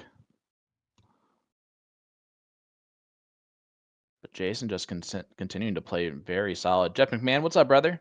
William Lee asking about best stance, and my general answer is kind of a bailout answer. It honestly is whatever is most comfortable for you when you throw darts. Practice with both. I do a little like it's like a 45-degree angle, Yep. kind of on my stance, and that's what works for me. But I know that for a lot of others, they do a little straight on to pointing straight at the board, and other people do the sideways. You can see Tyler, even though he's 6'7", goes directly sideways to it, which puts him even closer to the dartboard than he already is. It's almost like cheating. You close 19 here? I do. You have to. The trip there is, again, one of those things where 2 marks of the 19 and he's right back at it. And on top of the fact that it's better real estate in this situation, but just to piggyback off the shooting stance, the why of it, right? The more your foot is turned in, as you get a big shot. Maloney double. That is a huge moment there.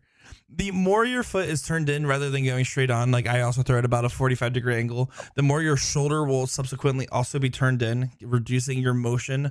And that's why they typically recommend it. But at the end of the day, you're right. Comfortability comes first when throwing. What can you replicate the best?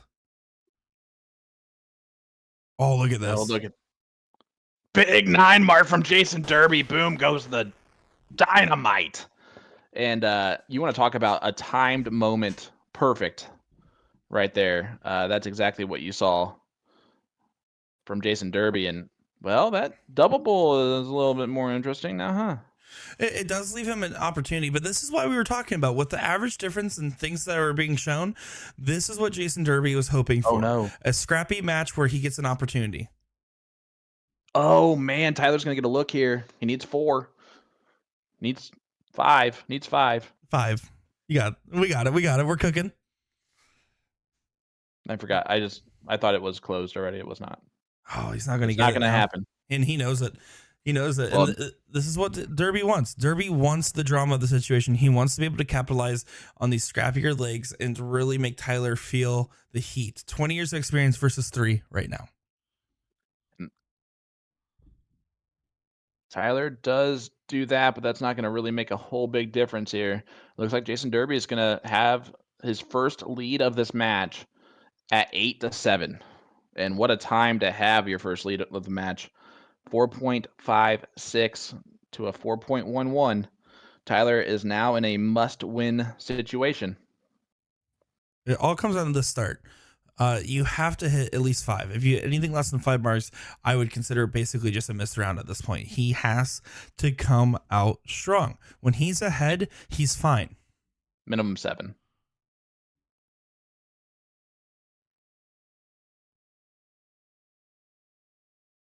That'll work though. You called 5. That's 5. It's the best worst. It's the best worst opening. And that's what it is, because you can still leave your opponent a 9 mark response. And the pressure is off Jason right now, right? It is fully on the 18-year-old shoulders. Again, he's the favorite. He has to know he's the favorite coming into tonight. He's now down 8-7 for the first time in the match. He's losing, and Jason Derby is just going to be playing free right now. Keep putting pressure on Tyler. See if he buckles, and if he does and misses a round, you've got to be there to capitalize. And there's a reason Jason Derby stayed on the winner's side. It is not a numbers game with averages. Averages tell you a minute point of the story. There's a whole thing about his grit and competitive nature that does him well here, and that's what's been paying off right now.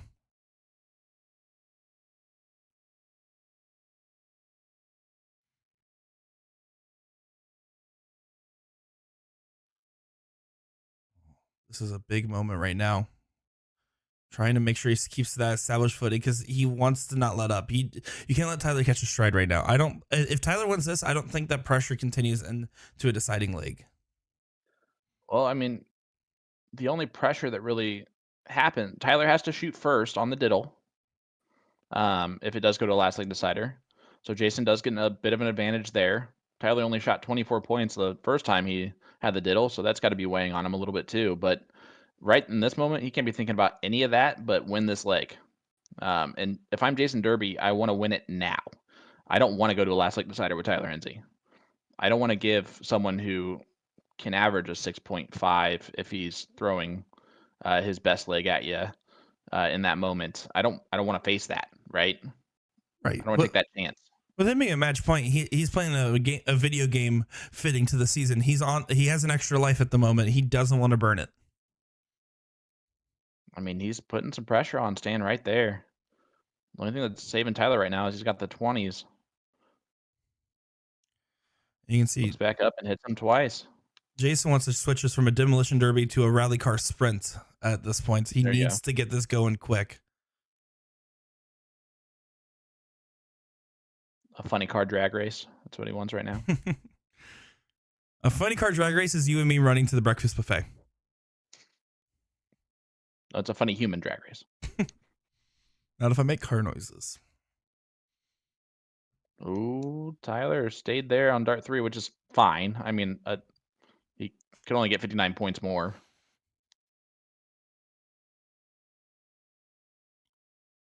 Yeah, this is good for Tyler though. 2 marks down there. Yeah. Free reign to close another number. Maybe even mark a bull to leave himself an outshot on the next go. Yeah, he's going to attack. He's going up. Yep. I could see his body position kind of move up there on dart 3, which again is a smart play. Tyler has struggled a little bit on the 16s and 15s. Jason has not. So again, I mean, they're both throwing 4.75s. The only difference is Tyler has the higher ground. He's taking advantage of that higher ground. Great last start there. Those are big closes. Big closes. The 18-year-old is not buckling under this pressure right now. Neither will Derby, though. The coolest part about this is in this situation, it might be almost a little bit deflating. And instead, look at that. He's rising to the occasion, keeping himself in, leaving himself a potential outshot if Tyler Henze has a tragic round here. Guys, share this out right now because we might potentially be looking at a last leg decider. And don't forget, A to Z Darts is featuring the Harrow's 50th anniversary. You can head on over to their website to see all the remastered classics from Harrow's Darts as they're celebrating 50 years of barrel manufacturing. Click the Harrow's 50th Anniversary Edition banner on their website to browse remastered classic ranges such as Boxer, Atlantis, V-Wing, the original, and Magnum. You can also take advantage of the Harrow's Imperial Diamond Sale, now 25% off until tomorrow, October 5th, over at AtoZDarts.com. This is your last chance for the Winmore Asparia sale ending today, October 4th. Just click the banners on their homepage over at AtoZDarts.com. Sorry, I know I stole that from you, but it seemed like the right time to say it before we head into this last leg decider. You're okay. I just hate having that comment, Will Stewart. I'm just kidding. There was a potential outshot there for Bulls for the 15. Instead of just switching over to the 15s out of a little bit of frustration. I don't agree with it simply because four bulls would have still got him the point lead on those last 2 darts. But now Henze, it's in his hands. Well, hand. Oh. And here we go. Last leg decider. Well, we didn't say it the whole entire time, so we had to at one point, right? Last leg decider. We're going the distance. We're going for speed. Tyler Henze, Jason Derby. They're going to diddle here. It's a 3-dart count up to see who starts in this last leg decider. Tyler will shoot first. If you guys are here for the drama, hit that share button. Hit that like button. Let us know who you are rooting for in this last leg decider.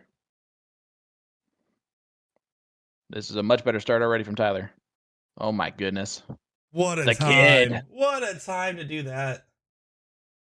The 18-year-old phenom throws in a 180 on the cork. All Jason can do is tie it up, and we've seen this before.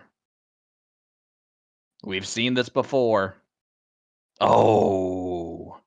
Do you throw underhand on the last start? Because that's pretty awesome. So here we go. Tyler Henze with the start in the last leg decider.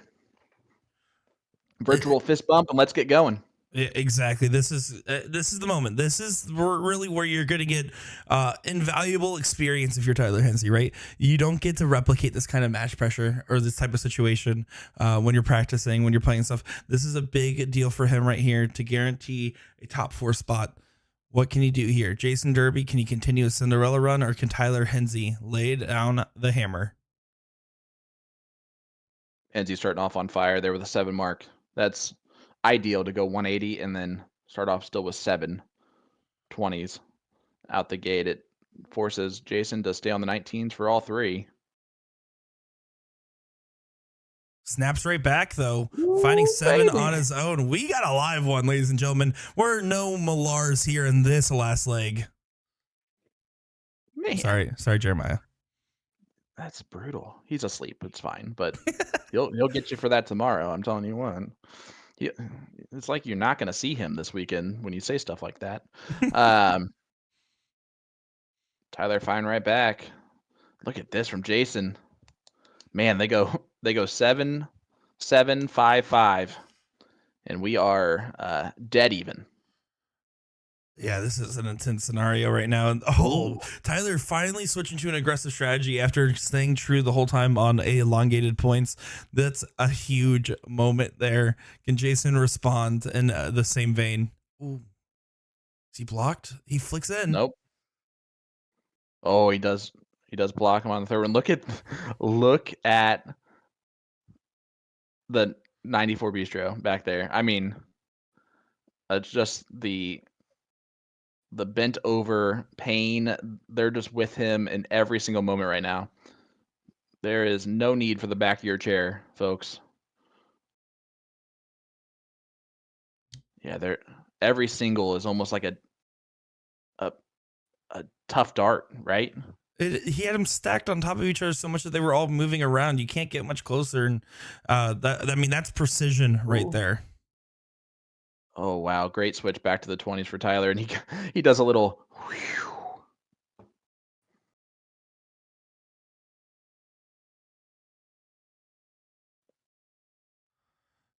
And only 3 marks again from Jason Derby, so Tyler let off the hook here. Yeah, not a time where you want to be doing that. Man, again, misses the 18, though. Needs to stay true. He just closes it.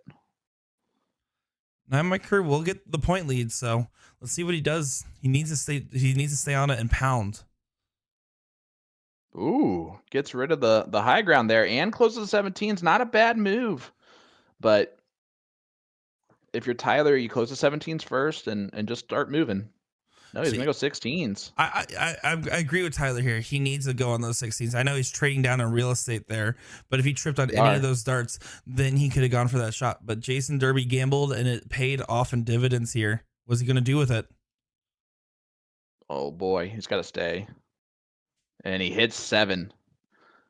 Now up 36 points on Tyler Henze. So Tyler, again, needs a triple to look at the 17s. There's the triple. Oh, Ooh, he's got to go back to points now. You can't take the look. You don't want to waste a dart on a single right now on the 17s. And he goes back over, adds a little bit of points there. But the pressure is mounting for these guys right now. 28-point difference. 28-point difference, excuse me.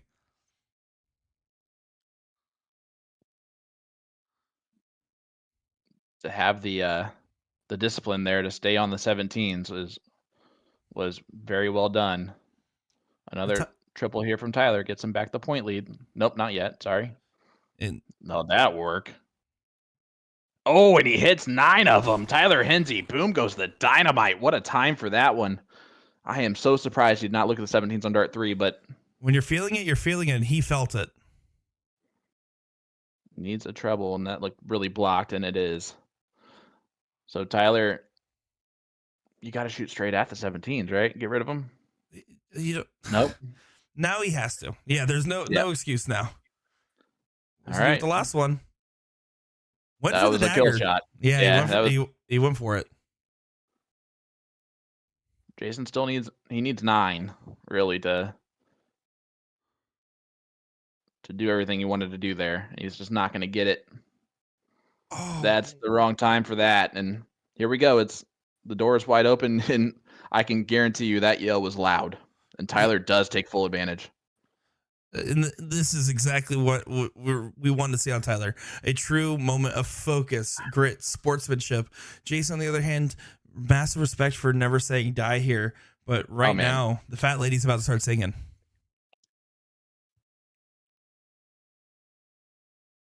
Yeah, you can see taking his time here. He knows that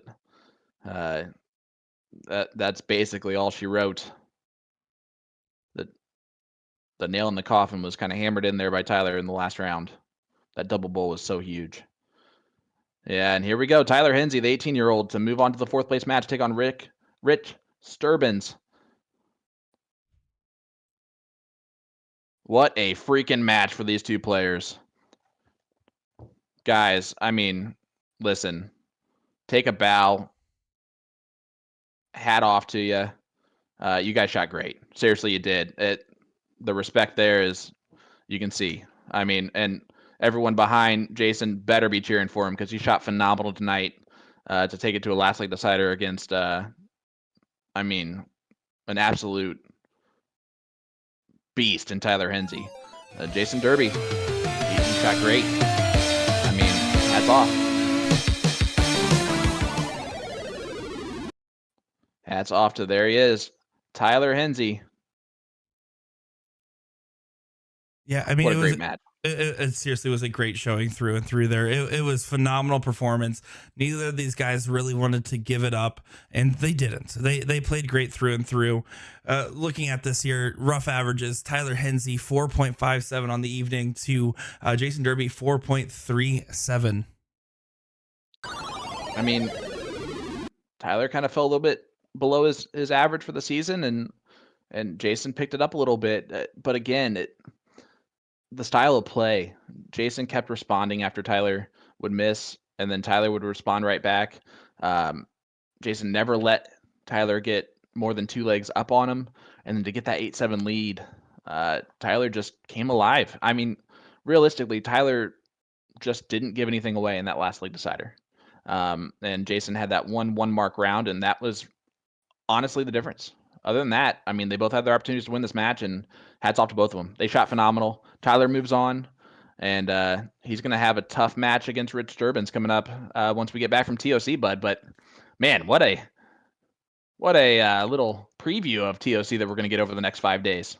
Yeah, we're in for a great one here. Jason Derby, hats off to you. Making a great run on your debut season and getting 5th, 6th in a tough bracket. You're going to be happy with that finish there. And then Tyler Henze, Rich Sturbins, that is set to be a star-studded affair. Of course, neither of those guys have camera packages. Don't think we're actually going to be able to see that one on stream, unfortunately. Oh, no. Yeah, so just giving everyone a heads up, level some expectations. What you will be able to see this weekend here, October 7th through the 11th, great darting action, Tournament of Champions. You guys didn't see that little promo video that came out? Listen, it is all hype. It is going to be an electric room. People are going to be yelling. There's going to be people walking around, hey dudes, it's going to be sick. Hey, we got we got intros, we got walk-ons. We have a 5-person crew for the production team. It's gonna be top-notch darts. Follow Partners Promoting Darts on Facebook. Follow USA Darts on Facebook to catch all of the action from TOC in 2023. We're almost $2 million are up for grabs. I cannot wait to be there just to witness the excitement over the next 5 days, bud. Yeah. Saturday through Wednesday. It's gonna be great. It's great. We're gonna be roommates. We're gonna be hanging out. Oh yeah, never mind. I'm not excited anymore. No, it's gonna be great as long as we don't share a towel because might turn pink. Big shout outs to the Barbie movie for inspiring this hair choice for me. Guys, this has been a great show. We're excited to see you all this weekend. Make sure to tune in USA Darts Partners Promoting Darts pages on Facebook and YouTube here. And honestly, Sean, thanks for having me in the booth with you. Oh man, I've enjoyed every second of it. I can't wait to see everyone in person this weekend. Please again come say hi to all of us. We look forward to we always are excited to see you guys virtually, but to see you in person is always an extra treat. So we'll see you Friday evenings when I get in town. You get in tomorrow. Hopefully you guys already have barbecue waiting for me on Friday when I get picked up at the airport by Will. No. But we'll see what happens. But guys, that'll do it for us tonight. We will see you Saturday. Sean Green, Nick Teixeira. Have an absolutely wonderful night, and congratulations, Tyler Henze, once again on winning that last late decider. Guys, excited to see all of you, except you, and you know who I'm talking to. It's you. I'm not me. You. Yeah, it's you. Have a good night, guys.